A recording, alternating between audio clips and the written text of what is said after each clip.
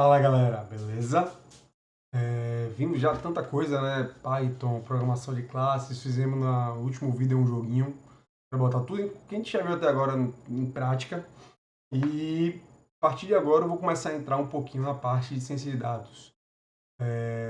O que seria ciência de dados, né? Eu preparei aqui um vídeo para a gente poder entender um pouquinho de alguns conceitos antes de brincar com os dados e começar a fazer as manipulações.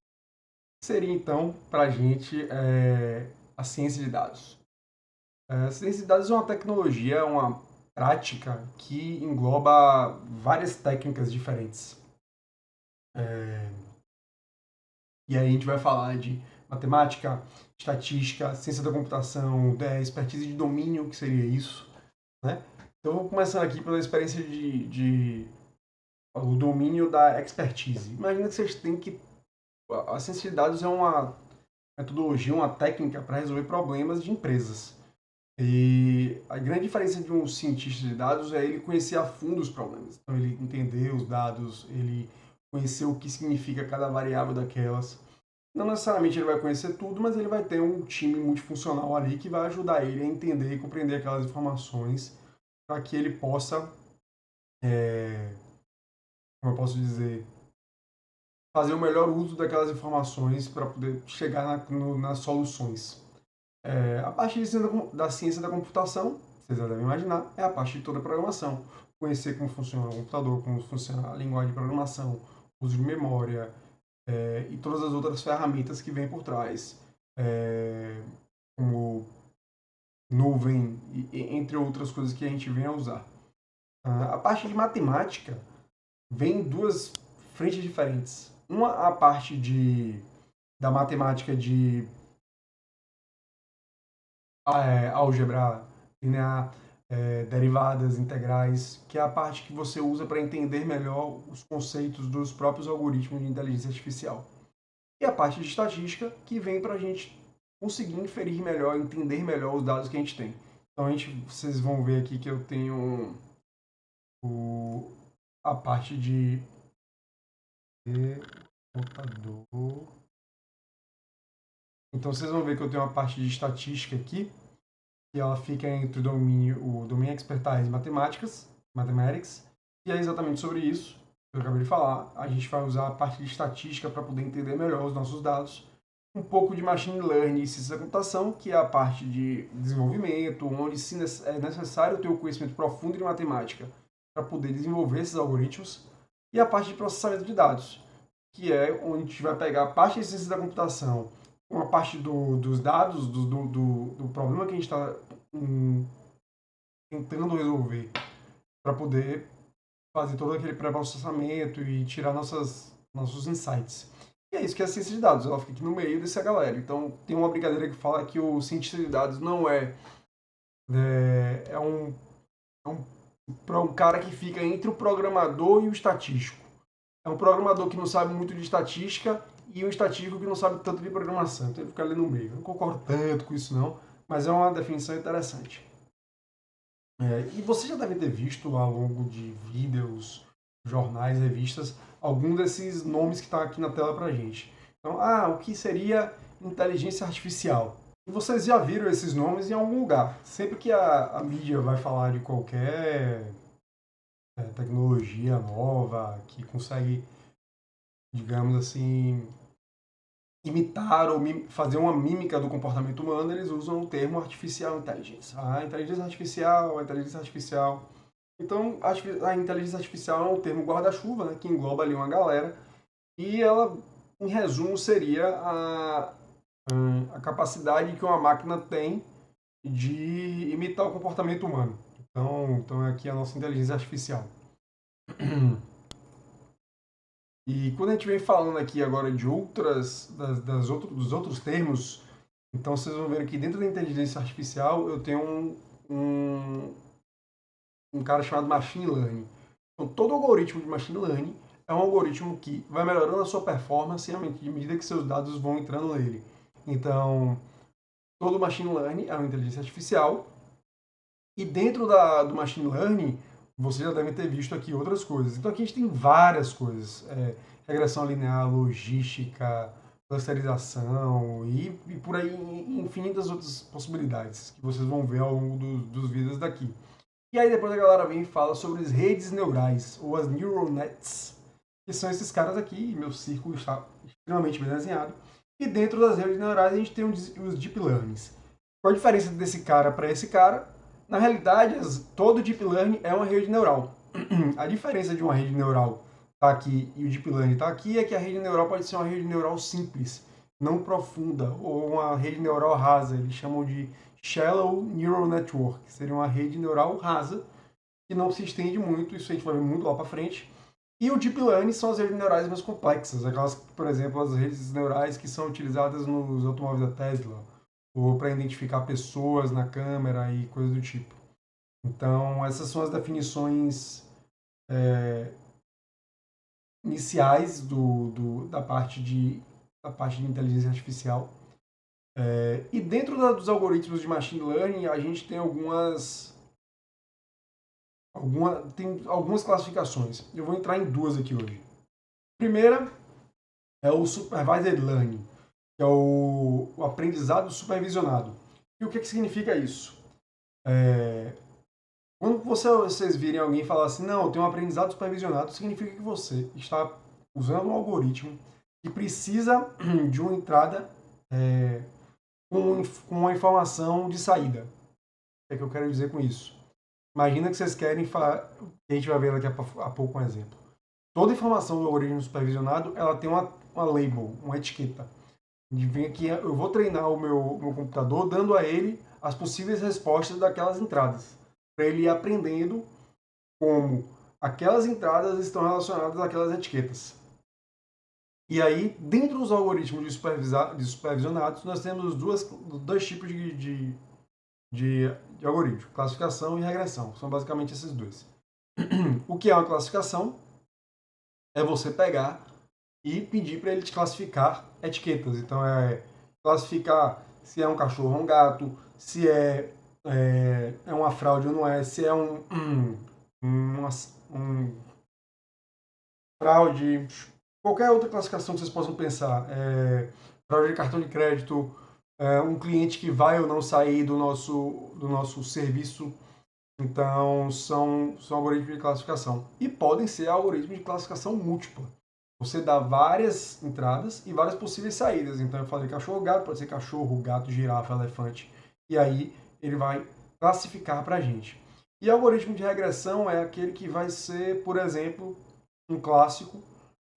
Você tem uma quantidade de informações sobre uma residência e você conseguir predizer ou prever qual seria o preço daquela casa.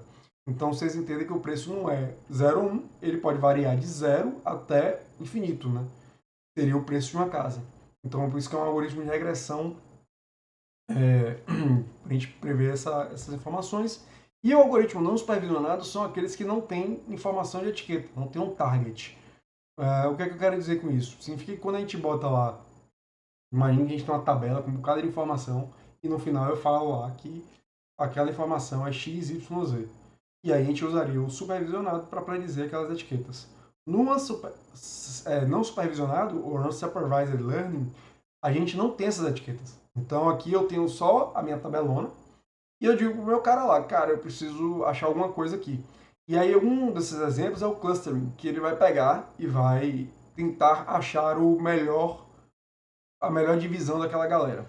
Então vamos pegar um exemplo aqui de aprendizado supervisionado. Então aqui eu tenho as minhas entradas.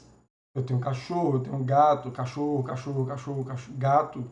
E aí eu jogo isso tudo na minha máquina. Ela processa toda essa informação. E aí depois eu peço aqui, ó. E aí, máquina? Isso aqui é um cachorro ou é um gato? Isso é um problema, na realidade. Porque aqui não é nem um cachorro, nem um gato. Então, talvez ela diga que é 75% de cachorro. Isso é outra coisa interessante. Nos algoritmos de classificação, a máquina não diz 100% de certeza que é um ou outro. Ele diz a probabilidade de ser um ou outro. Então, com essa probabilidade, a gente usa para poder dizer se era ou não era aquela coisa. Então, por exemplo, aqui, um lobo. Como ele não viu um lobo em momento algum, ele só viu esse cachorro bonitinho aqui, é capaz dele ficar em dúvida e mesmo assim, por conta de algumas features, a orelha, o focinho, o espaçamento dos olhos, as cores da pelagem, ele vem a me dizer que pode ser um cachorro. Então ele vem dizer aqui, ó, 75% de chance de ser um cachorro. Então, assim, isso é um algoritmo supervisionado. E ele vem aqui para poder tentar, um supervisionado de classificação, tentar prever as minhas novas entradas baseado naquilo que eu mostrei para ele antes. E o algoritmo de regressão, o que seria? O algoritmo de regressão, ele vem aqui... a canetinha uma cor diferente, uma cor azul. Lembra que eu comentei lá? Aqui eu tenho o preço da casa e aqui eu tenho a área construída. Aqui eu só tenho duas variáveis. A vida real não é bem assim. Então eu estou dizendo aqui que eu vou criar uma regressão e onde eu vou dizer que o meu preço da casa vai acompanhar isso aqui e essa seria a linha perfeita. A linha do que a gente tem.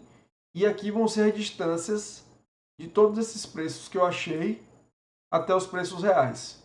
Ou seja, assim como o algoritmo de classificação, eu não disse 100% se ele é ou não um cachorro, um gato, eu disse uma porcentagem, aqui também eu não vou ter 100% de precisão. Eu vou ter um erro atribuído isso aqui na minha regressão.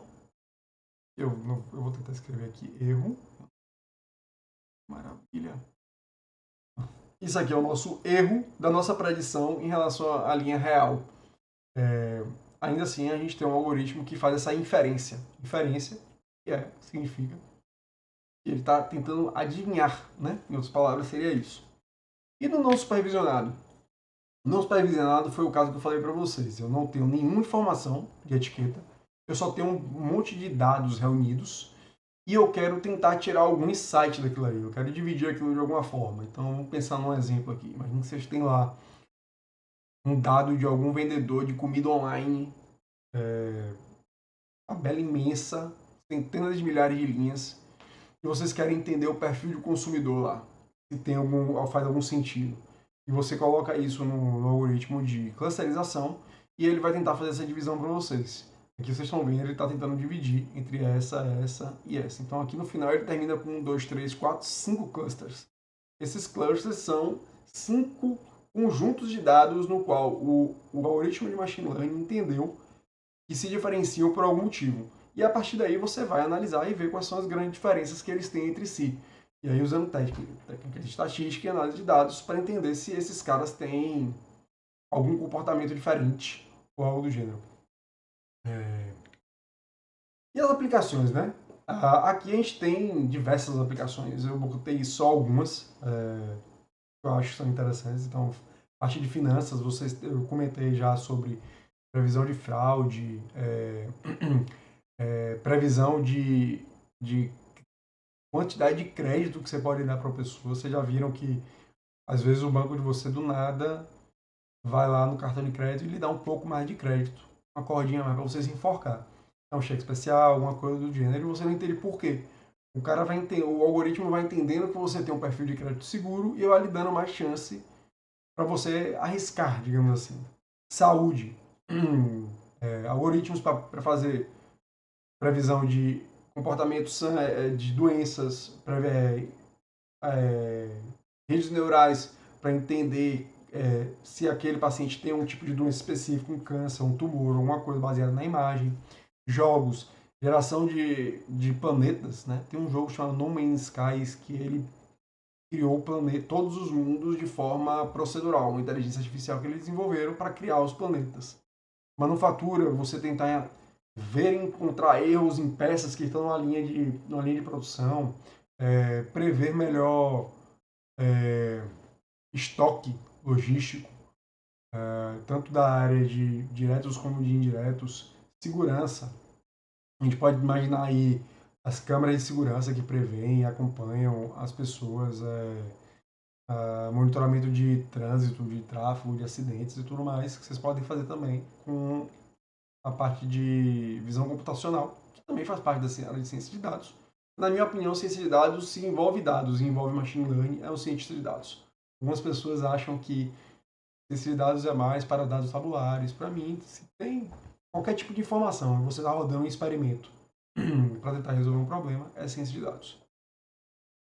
E aqui algumas das tecnologias que a gente usa como cientista de dados. E aqui tem várias, nem todas vocês vão usar. Tem algumas que vocês nunca não vão nem ver. Então a gente vai começar com as linguagens Python, SQL, R e Scala. O Python vocês já usaram bastante.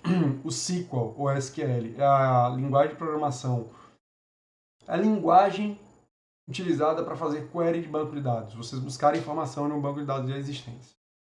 R, que é uma linguagem de programação, foi aí a parte estatística, ela é muito forte. Scala, vocês talvez vão ouvir falar que é onde, por exemplo, o PySpark é fundado. E aqui são as ferramentas, né? NumPy, Pandas, StatsModel, Matplotlib, Seaborn, tudo isso aqui são bibliotecas no Python que você usa para poder analisar e construir todas seus notebooks e seus trabalhos. E também aqui dentro do R tem o ggplot, que é muito famoso. Docker, Flask para poder desenvolver uma página web para poder servir o seu serviço. Aqui algumas de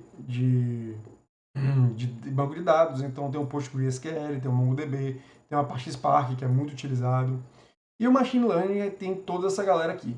O mais famoso para Machine Learning hoje seria... lembra aquela bolinha lá que foi Machine Learning, todos os algoritmos do Machine Learning? Então, Scikit-Learn é o cara mais famoso. E para Deep Learning, hoje é PyTorch e TensorFlow. Esses outros aqui são extremamente úteis, principalmente esses dois. OpenCV já é a parte de visão computacional e o Space, se eu não me engano, é para a parte de NLP. E a parte de Business Intelligence, já pelo menos um vocês conhecem, que é o Power BI e o Tableau, que são hoje os que dominam o mercado aí. E é isso. Inicialmente, essa é a parte do cientista de dados, o que é a ciência de dados. Então, problemas variam muito. Não existe hoje um passo a passo de como seguir. A gente vai fazer alguns passo a passos, porque algumas coisas são meio clássicas de como analisar, o que a gente espera e tudo mais.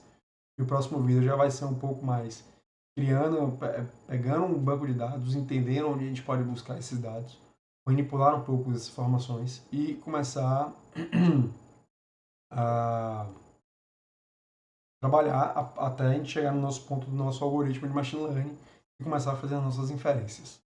Beleza? Eu espero que vocês gostem desse vídeo, que é uma introdução. O próximo vídeo já vai ser uma coisa mais mão na massa, voltando ao que a gente estava fazendo antes. Eu espero que vocês achem a informação útil. Obrigado e tchau.